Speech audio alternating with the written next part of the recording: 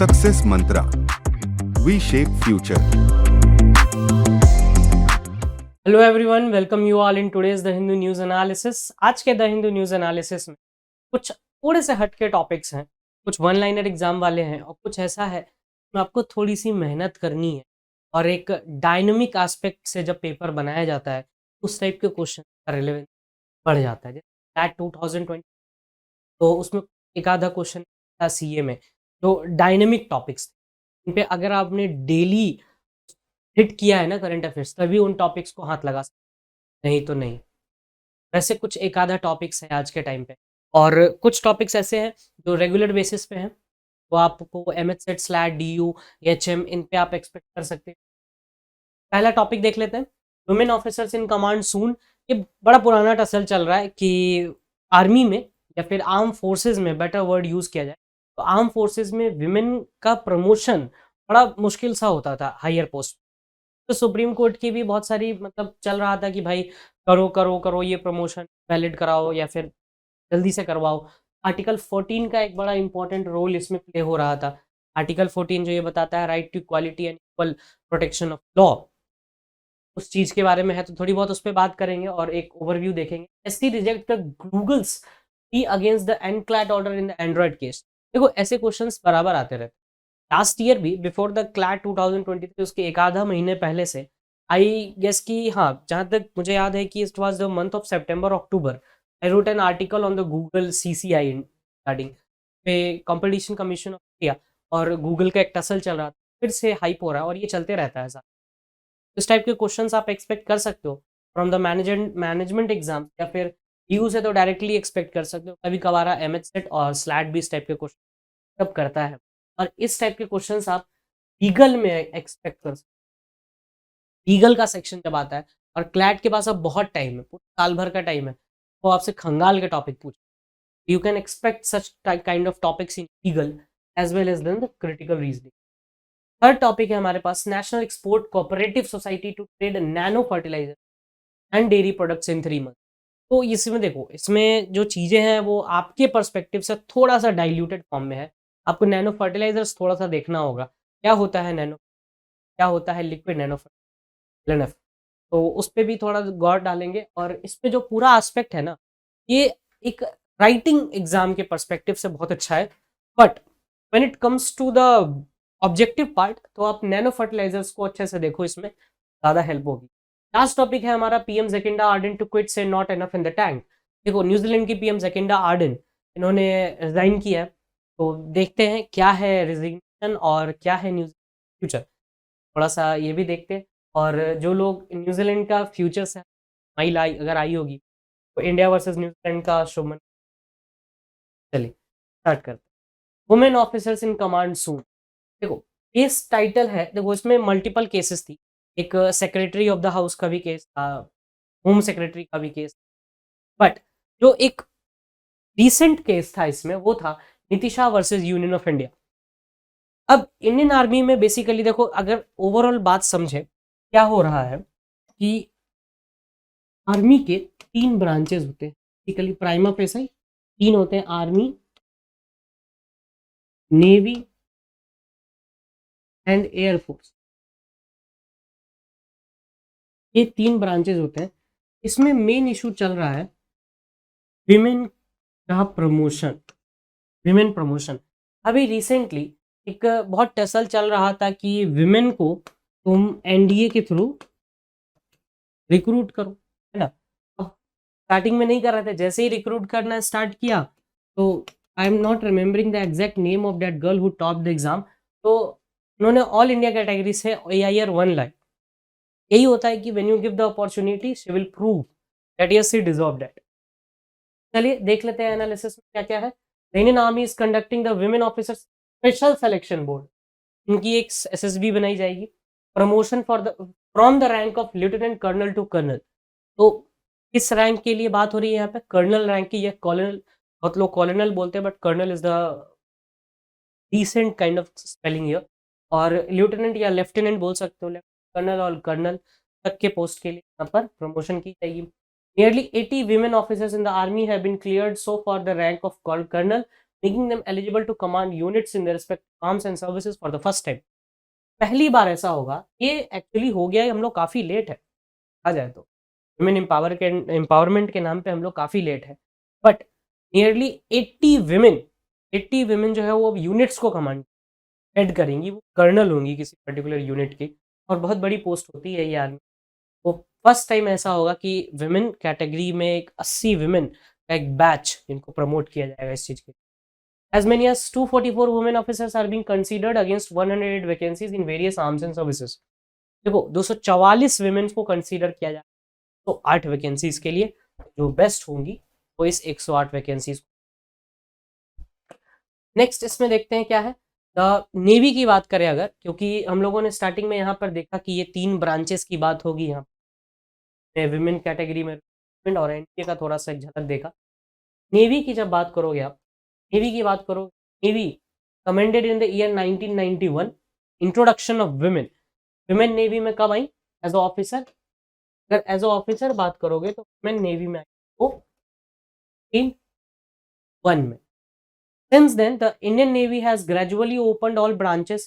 फिर उसके बाद धीरे धीरे ग्रेजुअली इंडियन नेवी ने सारे ब्रांचेस ओपन किए एनडीए के थ्रू भी। In navy women are engaged in activities such as firing torpedoes and missiles at enemy warships. Women officers also serves on board naval warships in combat, although discharging the non-combat role. तो लड़ाई हो या फिर ना लड़ाई, technical non technical, combat और non combating role, Indian Navy women's को recruit करते रहता है। 1991 में पहली बार विमेन रिक्रूट स्टार्ट हुई थी, ये भी एक अच्छी बात है देखने की यहाँ पे। उसके बाद 2020 में first batch of women pilots तो डोर्नियर मरीन एयरक्राफ्ट के लिए भी इनका इंडक्शन हुआ। 20% ऑफ वैकेंसीज जो है वो विमेंस के लिए रिजर्व की गई अग्निपथ 2022 के। एयरफोर्स की बात करें तो एयरफोर्स में अगर आप लोगों को याद हो या थोड़ा सा मूवी देखते हो तो कुंदन सक्सेना देखी होगी, तो एक थोड़ा सा आइडिया लग जाता है कि किस तरह का ट्रीटमेंट हो सकता है। चीज को भी देखते हुए officers recruitment in the AIF is general neutral. women officers are inducted in all the branches and teams of IAF। 2015 Indian Air Force had opened new combat roles for the women fighter pilots। women fighter pilots की बहुत कमी थी।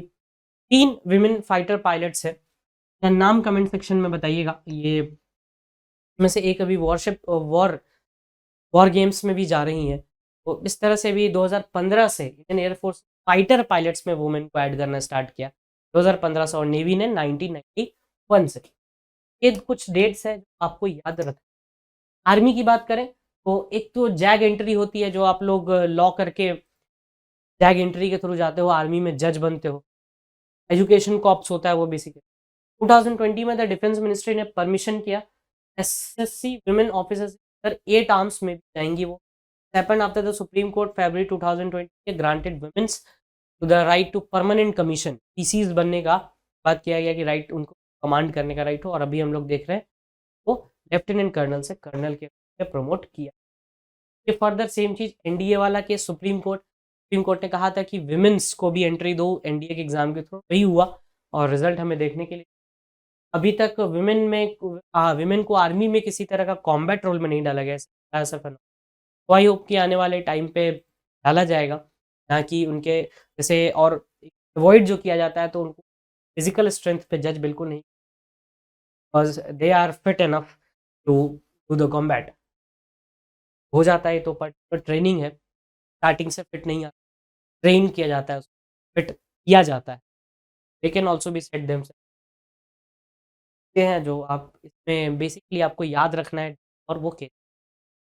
अब इस type के questions आप हर एक exam में अब यहाँ पर एक लाइन देखो, recently a women officer has been deployed for the first time in the Siachen glacier. Comment section में बताना इनका नाम, रिसेंटली हम लोगों ने इनका नाम पढ़ा था, नहीं आता है वो क्या है, I tell you the name, but please try करो खुद से रिसर्च करने की, खुद से भी पढ़ोगे तो बेनिफिट। नेक्स्ट वही चीज यूएन पीस कीपिंग में भी बात करें तो विमेन का एक बहुत इंपॉर्टेंट रोल आता है। 2007 से United nation keeping force, India ने विमेन की एक पूरी टीम भेजी थी, विमेन की team UN peace keeping force, तो उसमें हमारा बहुत अच्छा एक दबदबा रहा है विमेन्स का peace keeping. No like role that a women can not play here. चलिए नेक्स्ट देखते हैं ऐसे rejects the Google's plea NCLAT order in the Android case. Basically क्या है, गूगल का जो अभी पेनल्टी लगाई गई थी, सुप्रीम कोर्ट ने उसे अपहेल्ड किया और कहा कि भाई देना ही पड़ेगा, हम नहीं चले। तो इस पर्टिकुलर टॉपिक में आपके लिए पढ़ने के लिए दो चीज़ें हैं प्राइमा फेसाई। पहला तो एनक्लैड क्या होता है, national company law appellate tribunal को पढ़ना, और सीसीआई। इन दोनों की एक थोड़ी बेसिक नॉलेज होनी बहुत ज़रूरी है, क्योंकि ये कुछ ऐसे टर्म्स हैं जो आपके एग्जाम्स में आते ही आते हैं। ये टर्म्स आपका स्टैटिक जीके का पार्ट है, जो कि करंट से रिलेट कर, स्टैटिक जीके का पार्ट है जो कि आपके करंट से रिलेट करता है। देखते हैं एनक्लैड क्या होता है। कंपनी एक्ट 2013 से 2016 में ये बन के तैयार हुआ था। It's a quasi judicial body, मतलब हाफ जुडिशियल बॉडी है, कुछ जुडिशरी के पावर्स हैं और कुछ। कैपेसिटी क्या है, 11 मेंबर्स की कैपेसिटी, और अभी ये 3 मेंबर की कैपेसिटी पे काम कर रहा है। कंपोजिशन ऐसा कोई टेक्निकल कंपोजिशन इसका नहीं होता, जब जरूरत पड़ती है तब बन जाता है। नेक्स्ट देखते हैं CCI, competition commission of India. ये स्टैट्यूटरी है क्योंकि ये 2002 के एक्ट से बना है, ये याद रखना। It tasks the preventing activity to adverse effect, जो भी कंपटीशन होता है मार्केट को ये कंट्रोल करने की कोशिश करता है कि निगेटिव कंपटीशन ना हो, या इस तरह के दो भी चीज़ें हैं, तो ये काम करता है। कमीशन एस्टेब्लिश हुई थी 14 अक्टूबर 2003 को और फुल्ली फंक्शन हुआ 2009 को। ठीक है, देवेंद्र कुमार इसके पहले चेयरमैन थे और करंट चेयरमैन है अशोक कुमार गुप्ता। 2008 से ये इस रोल, ये छोटी छोटी बातें जो याद रखना। और ये 1300 करोड़ की पेनाल्टी है, वो सीसी गूगल पे लगाई गई थी, और इस तरह से बहुत सारी पेनाल्टी रेगुलर बेसिस पे रहती हैं। दैट्स व्हाई आई टोल्ड कि देखो जब भी ये पेनाल्टी वाली न्यूज़ आए ना, ये न्यूज़ अगर आप लेट सपोज कि 2024 का आप क्लैट दे रहे हो या आईलेट दे रहे हो, ठीक है, तो सीसीआई और एनक्लैट ये कुछ ऐसे टर्म्स हैं तो आपको पता होना चाहिए, और नेशनल कंपनी लॉ अपीलेट, क्योंकि देखो ये फाइन्स तो लगते रहेंगे। मेरी गारंटी है, अभी आज है 20 जनवरी, राइट। अगर मान लेते हैं फॉर अ टाइम बिंग कि अगर 20 दिसंबर को आपका क्लैट होता है, तो इस बीच में कम से कम ये न्यूज़ आपको 10 से 12 बार सुनाई दे सकती है। कम से कम 10 से 12 बार। 10 से 12 बार जो सुनोगे उससे बेटर है कि पढ़ लो, that is the CCI and NCLAT, और इनके चेयरमैन याद रखो। तो प्राइमा फेस आई है। अगर आपसे 5 क्वेश्चन पूछे जाते हैं ना, तो उन पांच में से कोई सा 3 तो कर ही लोगे। और अगर उस टाइम कोई, अगर मान लो ट्विटर है इस टाइप से, जैक डॉर्से वगैरह इनका नाम पूछा जाता है, तो आप कम से कम 4 क्वेश्चन तो हिट आराम से कर दो, गारंटी है। और इस बार भी वही चीज़ हुआ था ट्विटर वाले केस पे, यही क्वेश्चन डायरेक्टली पूछा था कि हेड का नाम क्या। ऐसे ऐसे क्वेश्चन आते रहते हैं, टाइप के क्वेश्चन को मिस मत करना, काफ़ी इंपॉर्टेंट होते हैं ऐसे क्वेश्चन। ये इसका एक फाउंडेशन है, कंपटीशन कमीशन ऑफ इंडिया और एनक्लैड, इन फाउंडेशंस पे पकड़ बना लो ताकि काम अपने आप। चलिए नेक्स्ट देखते हैं नेशनल एक्सपोर्ट कोऑपरेटिव सोसाइटी। इसमें देखो, इसमें बेसिकली आपको ये देखना है कि बॉस आईएफएफसीओ क्या होता है और नैनो फर्टिलाइजर्स क्या होता है। यही वो एक आधा क्वेश्चन है जो आपका और दूसरे से बेटर बना सकते। अगर मान लो कि दो बच्चे हैं और दोनों प्रॉपर जीके पढ़ रहे हैं, देखो एनक्लैट और सीसीआई दोनों आंसर करो, चीफ जस्टिस ऑफ इंडिया और कॉलेजियम एनजेक दोनों आंसर करो, बट जब नैनो फर्टिलाइजर्स की बात आती है तो एक धीमा पड़ जाए। और ऐसे टॉपिक्स वही दे सकता है आंसर जो डेली डेली टच कर, और डेली पेपर ही तो पढ़ना है, किसी आदत डालनी है, कोई भी डाल सकता है। नैनो फर्टिलाइजर्स जो होते हैं वो प्रोड्यूस करता है IFFCO and dairy products from Amul. Nano products fertilisers from the IFFCO, ये याद रखना पहली। और daily products from the Amul, ये कुछ फ्यू प्रोडक्ट्स होंगी जिनको नेशनल एक्सपोर्ट कोऑपरेटिव अप्रूव किया है यूनियन कैबिनेट 2011 के लिए, एक्सपोर्ट किया जाएगा फर्स्ट टाइम। अच्छा, अमूल का फुल फॉर्म क्या होता है पता है? आनंद मिल्क यूनियन लिमिटेड है, क्योंकि ये गुजरात के आनंद गांव से बना, वो इसे ये आता है तो कोऑपरेटिव सोसाइटी। कोऑपरेटिव सोसाइटी का जब लीगल एंगल देखोगे ना, यहाँ देखो, तो थोड़ा सा अगर हम लॉ में घुसा के ले जाए तो यहाँ पर एक बात यूज, कोऑपरेटिव सोसाइटी, इसके दो मेजर लीगल एंगल्स हैं। एक है आर्टिकल 19 और एक है हमारा 97 कॉन्स्टिट्यूशनल अमेंडमेंट।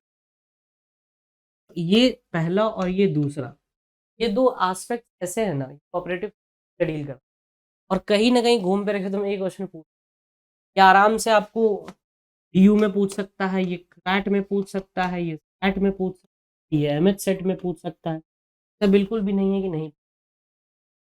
आराम से कोऑपरेटिव सोसाइटी है, ये डालना है, which of the following amendment deals with the cooperative. 97, 98, 90 थोड़ा तुम पक्का गलती कर गया होगा अगर ये कुछ छोटे-छोटे अमेंडमेंट्स होते हैं जिनको पता होना चाहिए। तो बच्चे सर कितने अमेंडमेंट्स याद करें? सारे नहीं याद करने। तो न्यूज़ में एटलीस्ट उनकी तो लिस्ट रहनी चाहिए पास में ना। ईडब्ल्यूएस का amendment, land boundary agreement between India and Bangladesh का एग्रीमेंट और अमेंडमेंट क्या होता है, एनजेक का अमेंडमेंट क्या, तो ऐसी-ऐसी अमेंडमेंट्स पता होनी चाहिए।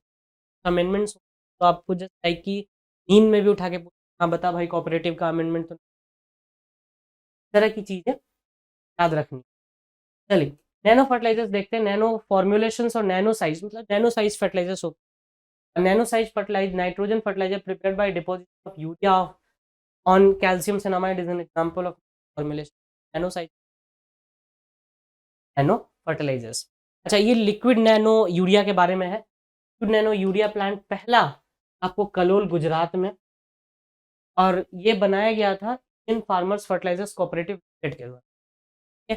इन what is the Indian farmer fertiliser cooperative? एक कोऑपरेटिव सोसाइटी है, जस्ट बताया कोऑपरेटिव सोसाइटी से बनता है 97 कॉन्स्टिट्यूशन, ठीक है। उसके बाद ये फाउंड किया गया था आपको 1967 में। अच्छा ये जितने भी ये यूरिया अप्रूव होते हैं ना, ये आपको फर्टिलाइजर कंट्रोल ऑर्डर्स एक्ट 95 के थ्रू अप्रूव किए जाते हैं। तो इसमें इतना ही था। आईएफएफ सीओ देख लो, एलएनयू देख लो, कॉन्स्टिट्यूशन कौन सा अमेंडमेंट है, कब फाउंड किया गया और किस ऑर्डर से ये रिलीज होते हैं, बस इससे ज़्यादा इसमें देखने की नीड। चलो अब ये, हाँ बस इतना ही। अब ये है हमारी मैडम प्राइम मिनिस्टर, जो पीएम मैडम है ये जैकिंडा आर्डन, उन्होंने क्विट किया है और उन्होंने कहा है कि not enough in the tank, और 7 फरवरी तक इनको पीएम की पोस्ट संभालनी होगी। और इनका वैसे इस साल ख़त्म ही हो रहा था, ठीक है बात नहीं है क्या है। पहले तो न्यूजीलैंड के बारे में थोड़ा सा जान लेते हैं। कैपिटल है वेलिंगटन, ये तो क्रिकेट जिन्होंने देखा है Wellington ground, good ground of the, और करेंसी होती है न्यूजीलैंड डॉलर। प्राइम मिनिस्टर अभी के लिए जैकिंडा आर्डन है, ये हट जाएंगी, और प्रेसिडेंट हैं डेबी हॉकले, ठीक है। Was elected the parliament of New Zealand in 2008, पहली बार ये पार्लियामेंट ऑफ न्यूजीलैंड में आई थी 2008 में, और deputy leader of labour, labour की डेप्यूटी लीडर बनी है 2017 में, मतलब ये लेबर पार्टी से थी। ओवरव्यू ऑफ द न्यूज़ की बात करें तो जैकिंडा आर्डन ने प्राइम मिनिस्टर की ये 7 फरवरी 2023 तक है, और will resign after that. 2023 general election in New Zealand is going to be held on 14 October, 2 अक्टूबर को होना था। Prime minister Ardern shock decision comes after the 5.5 years in office, अरे 5 साल ये ऑफिस में रही, काफी टाइम से, जस्ट लाइक कि आई हो गई। आप लोग समझ गए इस माइंड जो जी के पढ़ते रहते हो। ने कहा था कि यार स्ट्रॉन्ग, बात कहा कि यार रिजाइन का पोजीशन लिया, ये ठीक है, बट काफी अच्छा टाइम दिया वुमेन, 5.5 साल एटलीस्ट, और at least she was honest with, नहीं हो रहा था बॉस, नहीं हो रहा, nothing in the time. Prime Minister Arden is one of the world's youngest female heads of the state at the age of 37 when she came power in 2017। बहुत बड़ी बात होती है, ठीक है। चलिए what not to be missed में क्या है हमारे पास, judging a decade of the POCSO act and political flux in the Pakistan. ये भाई पाकिस्तान में पॉलिटिकल फ्लक्स अभी रिसेंट है, सीरिया और पाकिस्तान, इन दोनों को हम देखेंगे, एंड आई ट्राई कि सीरिया वाला पार्ट आने वाले कुछ टाइम पे कवर हो जाए। तो अभी जो पाकिस्तान फ्लक्स है वो बेसिकली ये प्राइम मिनिस्टर की देन है। ने बोला आफ्टर द मक्की को यूएनएससी ने टेररिस्ट डिक्लेयर किया के बाद ही इनका कुछ ना कुछ बवाल मचा था नया। देखते हैं क्या होता है, अगर कुछ रिलेवेंट आता है आपके एग्जाम के पर क्या जाएगा। नेक्स्ट है हमारे पास सबसे पहला क्वेश्चन, इससे इजी क्वेश्चन नहीं हो सकता आज के लिए, ये कल ही करवाया था। And one thing more I want to add here कि आने वाले वीक में आपके लिए एक फुल फ्लेजेड सेशन ही लाया जाएगा just on the topic of the vice president Keshavananda Bharati. और वाइस प्रेसिडेंट ने कहा रिगार्डिंग द बेसिक स्ट्रक्चर तो उस पे भी बात करेंगे और कॉलेजियम सिस्टम और डिटेल में हम लोग बातें करेंगे। तो इन्फॉर्मेशन मिल जाएगी आप लोग अभी के लिए। इसका आंसर बताओ। सेकंड क्वेश्चन है हमारे पास, डेट इसी महीने में ही है सुभाष चंद्र बोस का, आने वाले 3 दिन में। अच्छा, व्हाट इज एसएआरएम से stand for in the context of promotion of enhancing drugs of athletes. अच्छा, ये डोपिंग वाले बहुत ज़्यादा आ रहे हैं तो थोड़ा सा देख लो, ऐसे बात पूछे जाते हैं। तो आज के लिए इतना ही। Thank you.